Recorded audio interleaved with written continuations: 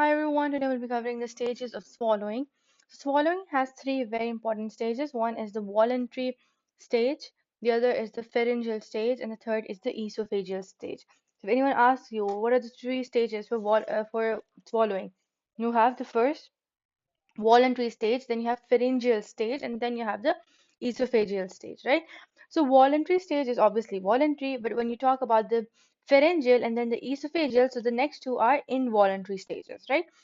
So yeah, starting off first of all with the voluntary stage, this is basically initiation of swallowing, and this pushes the food into the pharynx. So first of all, let's clear this. This is your trachea, और trachea के ऊपर क्या पड़ा होता है, larynx, ठीक है। और पीछे आपका ईसोफेगस, अब ईसोफेगस के पीछे पड़ा होता है फेरिंग्स, ठीक है। अब देखो, जो लेरिंग्स है वो आपका क्या है, वो हमारा वॉइस बॉक्स है, ठीक है। Larynx is the voice box, और फेरिंग्स पीछे पड़ा होता है, तो P for pharynx, P for पीछे, और ये क्या है पीछे, ईसोफेगस, ठीक है। तो ईसोफेगस के ऊपर फेरिंग्स पड़ा होता है, okay, I hope that's clear. तो जब भी फेरिंग्स की बात आई तो आपको समझ आनी चाहिए कि खाना ईसोफेगस में जा रहा है, विच इज कम्प्लीटली फाइन। जब भी लेयरिंग्स की बात आई तो यू शुड नो कि हम जो भी सांस लेते हैं या आवाज वगैरह सारी लेयरिंग से होते हुए गोज टू द ट्रैकिया, तो air is going to trachea, that's completely fine, right. ठीक है। अब voluntary stage is basically initiation of swallowing by pushing the food into the pharynx initially. उसके बाद आता है pharyngeal phase, जिसमें there is passage, involuntary passage of food through the pharynx into the esophagus. तो pharynx से होते हुए eventually वो esophagus में enter हो गया। और esophageal stage में क्या है, it is basically again an involuntary stage, और इसमें food is being transported to the entire length of esophagus and finally into the stomach, ठीक है। तो बिल्कुल बेसिक, इसमें कुछ भी नहीं है। पहला है वॉलेंट्री स्टेज, फिर है आपका फेरेंजियल स्टेज, फिर है ईसोफेजियल स्टेज। वॉलेंट्री वॉलेंट्री है ऑब्वियसली, इसमें क्या है, food is being pushed into the pharynx, right. उसके बाद फेरेंजियल फेज, जिसमें जो खाना है फेरिंग से गुजरा है, it will eventually enter the oesophagus. Oesophageal phase में it has to cross the entire length of the oesophagus and eventually enter the stomach, ठीक है। तो ये पार्ट है तीन। अब let's talk about them in detail. तो पहला वॉलेंट्री स्टेज में उसमें एग्जैक्टली होता क्या है, उसमें एक होता है चूइंग रिफ्लेक्स बेसिकली, और एक तो चूइंग रिफ्लेक्स है ना, खैर that is not of concern for now. लेकिन इसमें स्टेप्स क्या हैं आपके वॉलेंट्री swallowing के, तो उसमें basically what happens is that your tongue is, when the food is ready for swallowing, it is voluntarily squeezed or rolled posteriorly into the pharynx by the pressure of the tongue upward and backward against the palate. तो जैसे ही आपका खाना, so basically tongue rolls the food upwards and backwards, ठीक है। ये आपने line याद करनी है। जैसे ही आप खाते हैं खाना, so basically, the tongue is going to roll the food upward against the soft palate and backwards, right? So when the food is squeezed and rolled upwards and backwards by the tongue, so what will happen? As it reaches this part, it will eventually become involuntary, ठीक है, entirely involuntary। तो exact book के words मैं आपको quote कर देती हूँ कि when the food is ready for swallowing, it is voluntarily squeezed or rolled posteriorly into the pharynx. It is voluntarily squeezed or rolled posteriorly into the pharynx by the pressure of the tongue upward and backward against the palate. तो tongue क्या करता है, pressure देता है to the food upward and backward against the palate, ठीक है। और इसके बाद eventually it enters the initial part, जहाँ फेरिंग शुरू होता है, और यहाँ से इंटायरली बिकम्स इनवॉलेंट्री, ठीक है। तो जो वॉलेंट्री स्टेज है, इसमें ऐसा कोई इतने खास स्टेप्स नहीं है, just that as soon as food enters, वापस मैं I am repeating it numerous times so that it sticks in your memory, ठीक है। अब as soon as the food is in your mouth, right, so that bolus, it's pushed upward and against, or you can say that हमारा voluntary stage का काम ये है कि it has to send the food to the pharynx, right? Push, squeeze and roll the food posteriorly with the pharynx, ठीक है। This is done by the pressure of tongue that pushes against the palate upwards and backwards, ठीक है। बस इतनी सी बात है इसमें, there is nothing, no use of using fancy terminologies and making yourself confused। अब very important, pharyngeals sorry, pharyngeals में अक्सर बच्चे confuse होते हैं involuntary stage में। इसमें सबसे पहले होता क्या है, that the soft palate is pulled upwards to close the posterior nares to prevent reflux of food into the nasal cavity। तो सबसे पहले यहाँ आप देख सकते हैं, this is the soft palate, ये ईसोफेगस है। ईसोफेगस किसके ऊपर होता है, ट्राकिया, ठीक है। ये ईसोफेगस है और ये ग्लॉटिस है, और ये एपिग्लॉटिस है, ये एपिग्लॉटिस, ये आपका ग्लॉटिस, ठीक है, ये एपिग्लॉटिस, ये ग्लॉटिस, और ये आपका ट्रैकिया। लेकिन इसको टोटल को क्या कहते हैं जो ऊपर पड़ा है, लेरिंग्स। लेरिंग्स में क्या क्या होता है, एपिग्लॉटिस, सुपरग्लॉटिस, वोकल कॉर्ड्स, ग्लॉटिस, सबग्लॉटिस, ठीक है। और इसके पीछे है हमारा ईसोफेगस है जिसके ऊपर फेरिंग्स पड़ा है। अब एपिग्लॉटिस का काम क्या है, जैसे ही खाना आता है ना, it slides over here, it pushes this epiglottis flat, और ये ट्रैकिया को बंद कर देता है और खाना आराम से स्लाइड होते हुए पीछे चला जाता है। इस तरह खाना सांस की नाली में नहीं फंसता, ठीक है। बट ओवर ये very important for you to differentiate कि ये सॉफ्ट पैलेट और ये एपिग्लॉटिस है, प्लीज इन्हें कंफ्यूज मत कर देना, ठीक है। और इसमें आप देख लें कि कैसे ये ओपन एपिग्लॉटिस है, जैसे खाना गुजर रहा होगा foreign, this is going to close like this. So I hope that's clear कि किसने epiglottis बंद। Yes, we're talking about pharyngeal stage, which is involuntary stage, right? इसमें होता क्या है initially कि first of all you should be able to differentiate between the soft palate and the epiglottis. तो इसमें जो हमारा soft palate है, it is pulled upwards, and this way this closes the posterior nares. Posterior nares या posterior जो आपके nose holes है ना, वो उन्हें जब बंद हो गया, what will happen कि food will not be able to reflux back into the nasal cavity. So that's a very good mechanism जिससे खाना नाक पे नहीं जाएगा, क्योंकि देखो ये तो ओपन एरिया है ना इधर, तो यहाँ से easily ऊपर जा सकता था, लेकिन thankfully नहीं जा रहा because soft palate has been pulled upwards and closes posterior nares. तो ये हो गया आपका पहला स्टेप, ठीक है। दूसरे स्टेप में क्या होता है कि जो palatopharyngeal folds है ना, they're going to approximate and they're going to form the sagittal slit. अब इस sagittal slit का काम क्या है, ये basically this is going to filter out the food that is sufficiently masticated. जो masticate हो गए sufficiently, they'll be able to easily pass through, और जो masticate नहीं हुआ वो अभी तक मुंह में रहेगा, and it will keep forming a bolus, or it will keep getting chewed and chewed on further. तो फिर हाँ, ये बात है कि sagittal slit it ensures कि जो खाना सबसे perfectly masticate हो चुका है, तो वही बस आगे जा सके, so it performs selective action, ठीक है। अब this stage of swallowing lasts less than 1 second. Any large object is usually impeded too much to pass into the esophagus. ठीक है, ये हमारा दूसरा स्टेप हो गया। तीसरे स्टेप में क्या होता है कि vocal cords they are approximated. vocal cords किस में होती हैं, vocal cords larynx में होते हैं, तो vocal cords the larynx they are strongly approximated.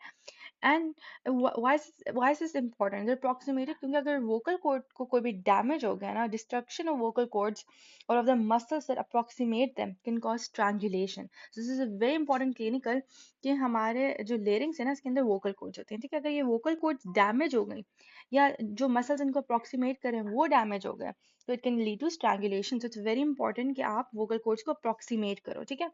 So vocal cords are approximated. उसी step में not just vocal cords are approximated, लेकिन और भी चीजें होती हैं। जो एपिग्लॉटिस है ना, एपिग्लॉटिस की तो बात है ही है कि, लेकिन उससे पहले larynx. Larynx is pulled upward and interiorly. Larynx आप देखें किधर है, ये तो लेरिंग्स जो है आगे वाला, it's pulled upward and interiorly, ताकि पीछे रास्ता पूरा खुल जाए, ठीक है। तो it's pulled upward and interiorly ताकि पीछे रास्ता पूरा खुल जाए, ठीक है। और दूसरी बात एपिग्लॉटिस का क्या होगा, it's going to swing backward over the it's going to swing backward over the larynx, ठीक है। अब इसमें मुझे इंश्योर करना है, if it says larynx, yeah, it slings backward over the opening of the larynx, ठीक है। अब इसको मैं आपको एक्सप्लेन करती हूँ क्या हो रहा है। फर्स्ट ऑफ ऑल मैंने आपको बताया, ये वाली बात तो समझ आ गई, हमारा पहला स्टेप था।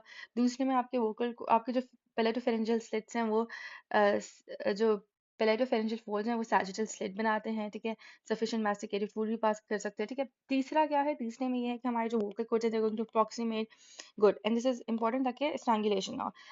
और इसी स्टेप में ये होता है कि जो लेरिंग्स है ना, it's pulled upwards and interiorly, pulled upward and interiorly ताकि पीछे सफिशिएंट जगह हो। और सिर्फ यही नहीं, जो एपिग्लॉटिस है ना, it also covers the it swings backward over the opening of the larynx, ये भी it swings backward over the opening of the larynx, ठीक है। ये भी हो गया, एपिग्लॉटिस ने अपनी प्लेस ले ली, vocal cords approximate हो गए, और एपिग्लॉटिस और larynx और vocal cords और epiglottis सबकी बात होगी हमारी, ठीक है।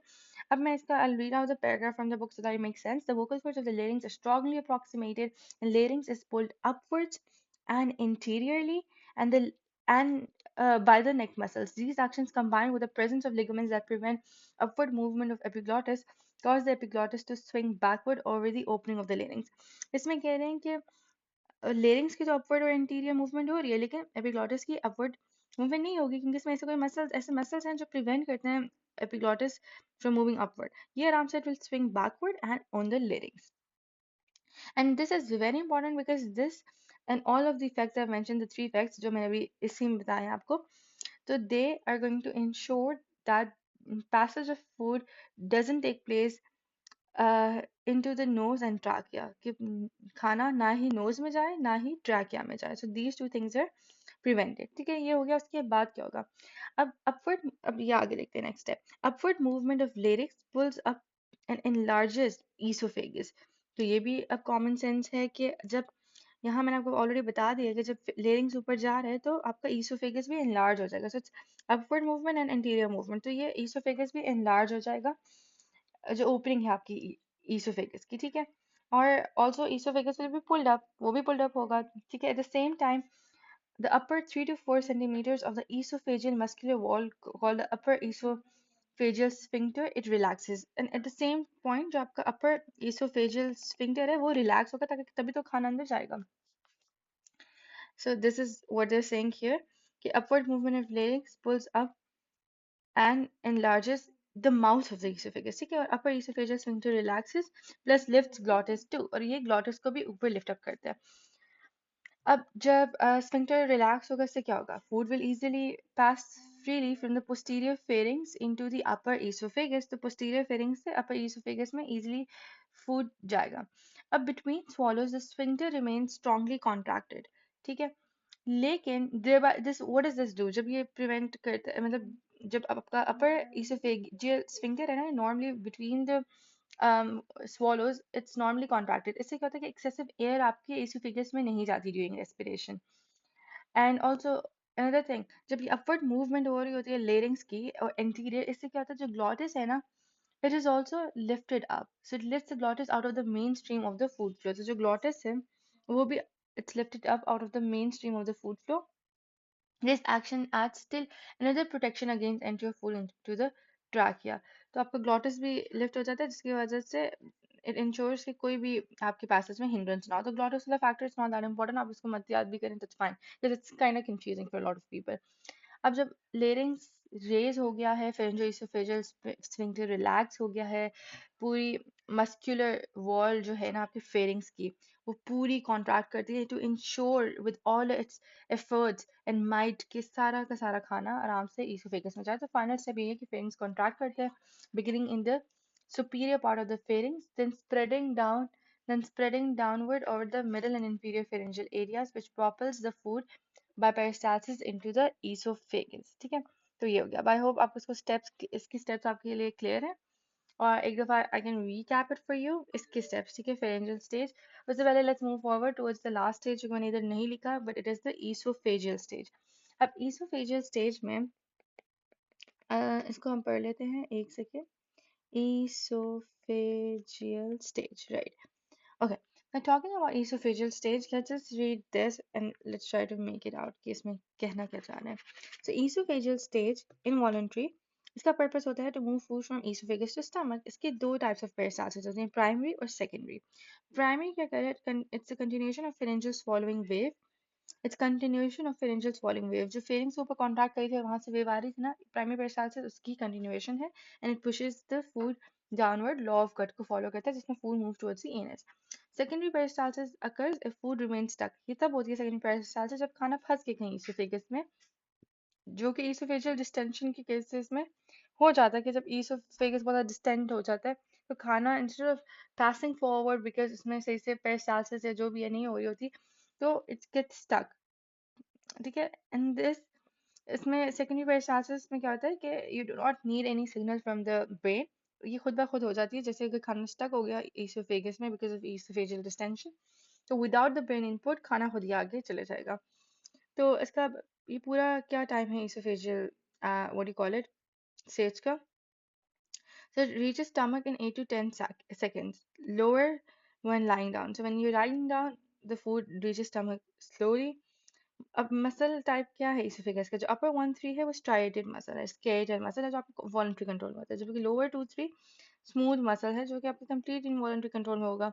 अपर जो है वो क्रेनियल नर्व से सप्लाइड है, जो लोअर है वो वेगस नर्व और माइंटेरिक प्लेक्सस से सप्लाइड है. सो यस, आई होप ये सब कुछ क्लियर है. और अगर आपको फेरेंजियल, अच्छा अब ओरल स्टेज, तो इसको आप कहते हैं what do you call it, पहला था आपका वॉलंटरी स्टेज, है ना। वॉलंटरी स्टेज को आप ओरल स्टेज कह सकते हैं। इसमें food is masticated, tongue pushes the food backward into the pharynx, and yes, फिर वो बाकी आगे ऑटोमेटिक हो जाता है as soon as it touches the back of the mouth. Pharyngeal में you have to push the food from pharynx to esophagus, and इसमें क्या होता है, सॉफ्ट वाला पहले ऊपर जाते हैं, नोजल नेजल कैविटी बंद हो गई, फूड नाक में नहीं जाएगा, फेरेंजियल मसल्स कॉन्ट्रैक्ट, ये चीज़ बिल्कुल एंड में उन्होंने लिखी थी, but if you want to write it शुरू में इट्स ओके। तो इसको बेशक आप रहने दें, यू कैन रीड दिस, ठीक है। सो या दैट्स इट।